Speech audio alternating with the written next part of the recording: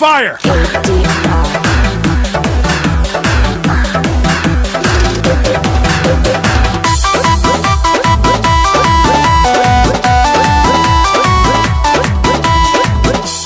रानी मोरी भइल बारी उदास, अब टाइम कैसे होई पास।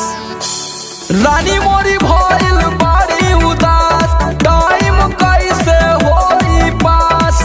अब त दुनो बेरा मुगी काटी सब्जी।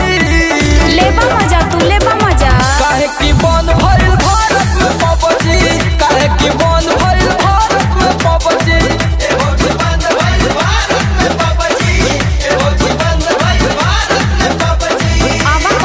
दिल जुड़ा जाला ना।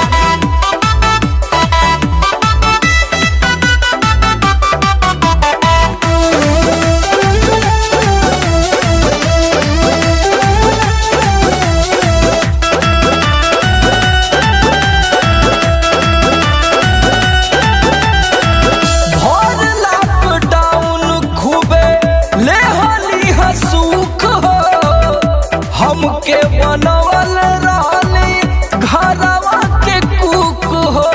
अरे वही ना खइए होगा तू अब उहे करबा। भर लॉकडाउन खूबे ले हली हसूख हो, हमके बनवल रहली घरवा के कुक हो। कई दिना सुती गईली उपास, हमारा देहिया भइल नास। कई दिना सुत गईली उपास, हमारा देहिया भइल नास। अब तक कुल कम होइल पलपजी। आवा उ ना होई। काहे की बंद भइल भारत में पबजी, काहे की बंद भइल भारत में पबजी।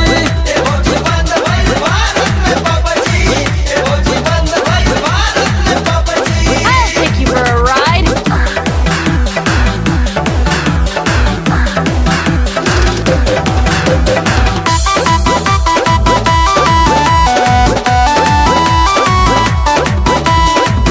लागल बा धक्का जुए ओसिया के धार हो गइल बारी हाय हाय भीजल बिलार हो।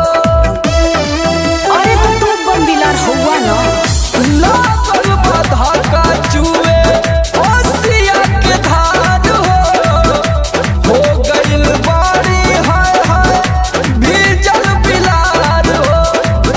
मन में बड़े भारी सो हार करे जवा जुड़ाई गल ना। देख के हो से समर लो,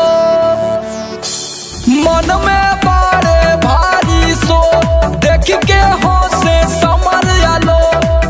अब तो लड़ल भी हो जाई ठपजी। अब ना होई अभी बेले हम बाकी। काहे की बन भइल भारत में पबजी, काहे की बन भइल भारत में पबजी।